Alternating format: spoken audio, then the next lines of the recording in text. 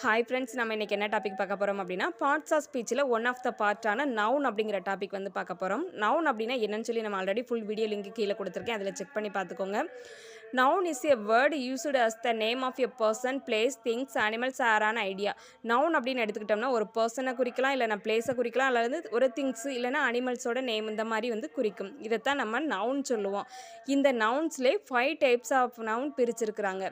First type அப்படின்னு பார்த்தோம்னா proper noun, second வந்து காமன் நவுன், அடுத்து வந்து கலெக்டிவ் நவுன், அடுத்து வந்து அப்ஸ்ட்ராக்ட் நவுன், அடுத்து மெட்டீரியல் நவுன்.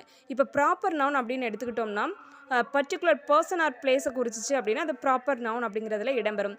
வித் எக்ஸாம்பிள் கொடுத்துருக்குறேன், நோட் பண்ணிக்கோங்க.